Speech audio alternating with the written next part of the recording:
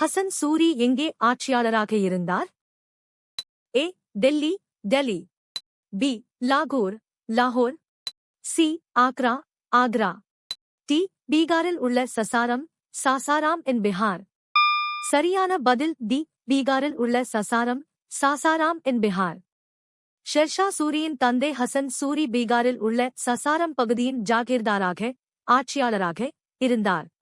இங்குதான் ஷெர்ஷா தனது ஆரம்பகால நிர்வாக அனுபவத்தை பெற்றார். டெல்லி ஷெர்ஷாவால் பின்னர் கைப்பற்றப்பட்டது. அவரது தந்தை அங்கு ஆட்சியாளராக இருக்கவில்லை. காஞ்சிபுரத்தில் ஆசிரியர்கள் முதன்மையாக தங்கள் வாழ்வாதாரத்தை எவ்வாறு ஈட்டினர்? ஏ. அரசாங்க சம்பளத்திலிருந்து. பி. விவசாயத்திலிருந்து. சி. தட்சணைகள் அல்லது வழக்கமான பரிசுகளிலிருந்து. டி. பொருட்களை விற்பதன் மூலம். சரியான பதில் சி. தட்சணைகள் அல்லது வழக்கமான பரிசுகளிலிருந்து. பண்டைய கல்வி முறையில் ஆசிரியர்கள் மாணவர்களிடம் நிலையான கட்டணம் வசூலிக்காமல் தட்சணைகள் அல்லது பரிசுகளை மட்டுமே வாழ்வாதாரமாக பெற்றனர். இது ஆசிரியருக்கும் மாணவருக்கும் இடையே ஒரு புனிதமான பிணைப்பை உருவாக்கியது. தமிழ்நாட்டில் உள்ள இராணுவ அதிகாரிகள் பேரரசரிடமிருந்து என்ன பெற்றனர்? ஏ. வர்த்தக சலுகைகள், ட்ரேட் கன்செஷன்ஸ். பி. தங்க நாணயங்கள், கோல்ட் காயின்ஸ். சி. பிரபுத்துவ பட்டங்கள், டைட்டில்ஸ் ஆஃப் நோபிலிட்டி. டி. நில மானியங்கள், லேண்ட் கிராண்ட்ஸ். சரியான பதில் டி. நில மானியங்கள், லேண்ட் கிராண்ட்ஸ். சரியான விடை. இடைக்கால தமிழகத்தில் அரசர்கள் இராணுவ அதிகாரிகளின் சிறந்த சேவையை பாராட்டி அவர்களுக்கு நிலங்களை மானியமாக வழங்கினர். இவை இரத்தக் காணிக்கை அல்லது சேவை மானியங்கள் என்று அழைக்கப்பட்டன. இது அவர்களின் வாழ்வாதாரத்திற்கு உதவியது. ஜவுளித்துறையில் வளர்ச்சிக்கு வழிவகுத்த எந்த குறிப்பிட்ட பொருளின் பயன்பாடு குறிப்பிடப்பட்டுள்ளது? ஏ. செம்பு மற்றும் வெண்கலம், காப்பர் அண்ட் பிரான்ஸ். பி. இரும்பு மற்றும் எஃகு, ஐரன் அண்ட் ஸ்டீல். சி. மரம் மற்றும் களிமண், வுட் அண்ட் கிளே. டி. தங்கம் மற்றும் வெள்ளி, கோல்ட் அண்ட் சில்வர். சரியான பதில் பி. இரும்பு மற்றும் எஃகு, ஐரன் அண்ட் ஸ்டீல். தொழிற்புரட்சியின் போது இரும்பு மற்றும் எஃகு ஆகியவற்றின் பயன்பாடு ஜவுளித்துறையில் விசைத்தறிகள் மற்றும் நூற்பு இயந்திரங்கள் போன்ற வலிமையான இயந்திரங்களை உருவாக்க உதவியது. இந்த உலோகங்கள் ஜவுளி உற்பத்தியை பெருமளவில் அதிகரிக்கவும் இயந்திரமயமாக்கவும் வழிவகுத்தன. நிர்வாக அமைப்பில் குறிப்பிடப்பட்டுள்ள காடுகளுக்கான சொல் என்ன? ஏ. சேத்ரா, கேத்ரா. பி. ஆரண்யா, அரண்ய. சி. கிராமங்கள், கிராமாஸ். டி. தக்ஷன், தக்ஷன். சரியான பதில் பி. ஆரண்யா, அரண்ய. சரியான விடை ஆரண்யா. அர்த்தசாஸ்திரம் போன்ற பண்டைய இந்திய நிர்வாக நூல்களில் ஆரண்யா என்பது காடுகளை குறிக்க பயன்படுத்தப்பட்ட சொல்லாகும். இவை யானைகள், மரங்கள் மற்றும் பிற வன வளங்களுக்காக அரசாங்கத்தால் பாதுகாக்கப்பட்டன.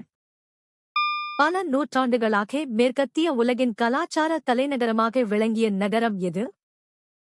ஏ. Venice, Venice. B. Genoa, Genoa. C. Constantinople, Constantinople. D. Rome, Rome.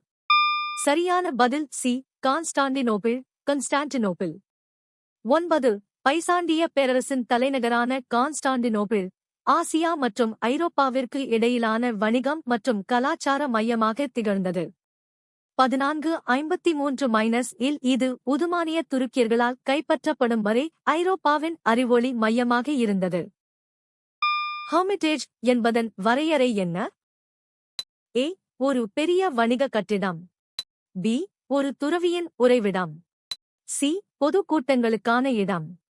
D. ஒரு வகை பழங்கால ஆயுதம். சரியான பதில் பி. ஒரு துறவியின் உறைவிடம். 1.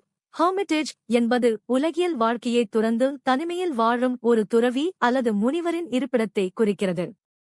இது பொதுவாக அமைதியான மற்றும் ஒதுக்குப்புறமான இடங்களில் அமைந்திருக்கும்.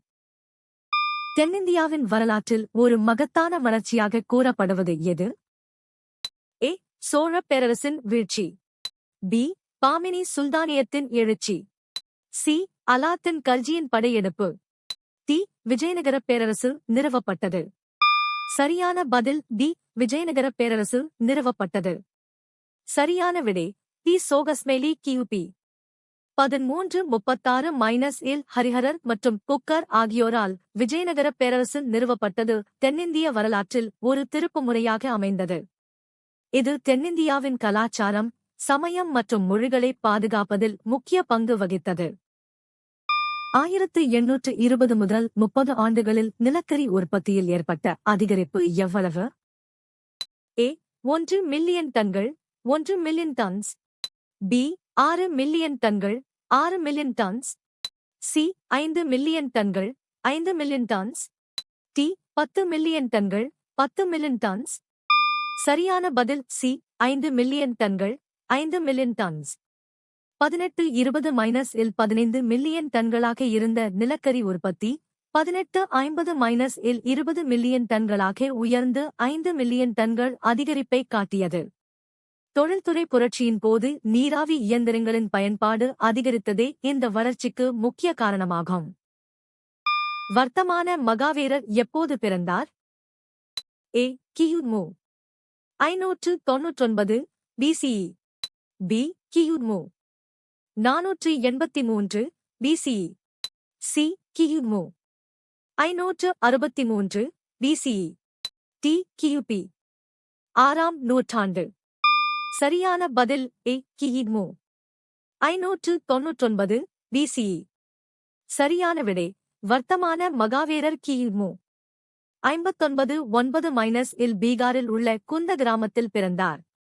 இவர் சமண மதத்தின் 24வது மற்றும் கடைசி தீர்த்தங்கரர் ஆவார். தவறான விடைகள் A கிமு 483 என்பது கௌதம புத்தர் மறைந்த மகாபரிநிர்வாணம் ஆண்டாக கருதப்படுகிறது. E கிமு காயல் துறைமுகத்திற்கு வருகை தந்த புகழ்பெற்ற பயணி யார்? A Yuan Chwang Xuan Chwang. B Ibn Battuta Ibn Battuta. C Fahien Fahien. T Marco Polo Marco Polo. சரியான பதில் D Marco Polo Marco Polo. சரியான விடை தி சோகஸ்மேலி வெனிஸ் நகர பயணியான மார்க்கோ போலோ 13ஆம் நூற்றாண்டில் பாண்டிய நாட்டின் முக்கிய துறைமுகமான காயலுக்கு 2 முறை வருகை தந்தார். அவர் பாண்டிய நாட்டின் செல்வம் மற்றும் குதிரை வணிகம் பற்றி விரிவாக குறிப்பிட்டுள்ளார். கருவி செய்யும் பாரம்பரியம் இந்தியாவிலிருந்து உலகின் பல்வேறு பகுதிகளுக்கு எப்போது பரவியது? A சுமார் 10,000 ஆண்டுகளுக்கு முன்பு. B சுமார் 60,000 ஆண்டுகளுக்கு முன்பு. C சுமார் 2,000 ஆண்டுகளுக்கு முன்பு. T சுமார் 25,000 ஆண்டுகளுக்கு முன்பு.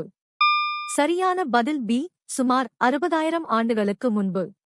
சரியான விடை நவீன மனிதர்கள் ஆப்பிரிக்காவிலிருந்து இடம்பெயர்ந்து இந்தியா வழியாக உலகின் பிற பகுதிகளுக்கு சென்றபோது சுமார் 60,000 ஆண்டுகளுக்கு முன்பு கருவி செய்யும் நுட்பங்களும் பரவின.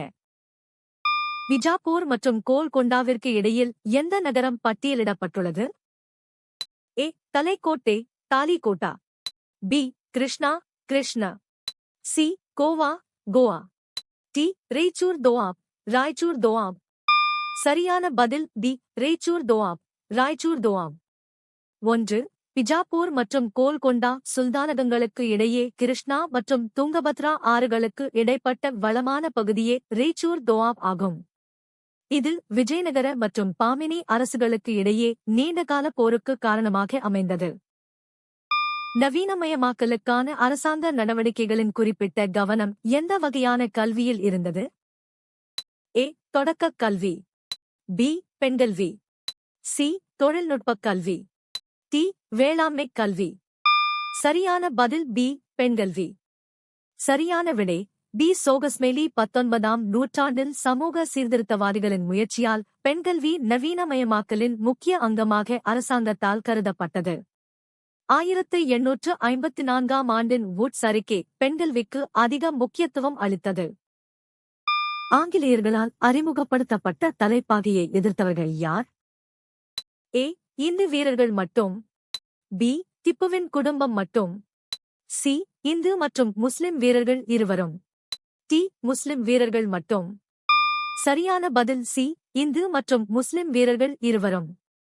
10 1806 வேலூர் புரட்சியின் போது அறிமுகப்படுத்தப்பட்ட அக்னியு தலைப்பாகையில் பசு மற்றும் பன்றித் தோலால் ஆன சின்னங்கள் இருந்ததால் அது இந்து மற்றும் முஸ்லிம் வீரர்களின் மத உணர்வுகளை புண்படுத்தியது, இதனால் இரு தரப்பினரும் இணைந்து ஆங்கிலேயரை எதிர்த்தனர். பெருந்தோட்டங்களில் பூர்வீக மக்களின் பெருமளவிலான அழிவின் விளைவு என்ன? ஏ. புதிய தொழிலாளர் ஆதாரங்களுக்கான தேவை. பி. கரும்பு சாகுபடியை கைவிடுதல். சி. மாற்றுப் பயிர்களுக்கு மாறுதல். டி. ஐரோப்பிய உழைப்பின் மீதான அதிகரித்த நம்பிக்கை. சரியான பதில் ஏ. புதிய தொழிலாளர் ஆதாரங்களுக்கான தேவை. 1. சரியான விடை. ஏ. சோகஸ்மேலி பெருந்தோட்டங்களில் வேலை செய்த பூர்வீக மக்கள் ஐரோப்பிய நோய்களாலும் கடுமையான உழைப்பாலும் பெருமளவில் மடிந்தனர். ஏதென்ஸின் உச்சகட்ட நாகரிகத்தின் போது ஆட்சியாளர் யார்? ஏ. சீசர் சீசா. B. Pericles Pericles. C. Alexander Alexander. D. Darius Darius. சரியான பதில் பி. பெரிக்ளீஸ் பெரிக்கிள்ஸ். சரியான விடை பி. சோகஸ்மேலி பெரிக்ளீஸ் காலமே ஏதென்ஸின் பொற்காலம் என்று அழைக்கப்படுகிறது, ஏனெனில் இவரது ஆட்சியில் கலை, இலக்கியம் மற்றும் ஜனநாயகம் உச்சத்தை எட்டியது. இவர் பார்த்தனன் போன்ற புகழ்பெற்ற கட்டிடங்களைக் கட்டி ஏதென்ஸை கலாச்சார மையமாக மாற்றினார். ஆப்பிரிக்காவில் உள்ள ஓல்டுவாய் பள்ளத்தாக்கில் கண்டுபிடிக்கப்பட்ட கருவிகளின் வயது வரம்பு என்ன? ஏ.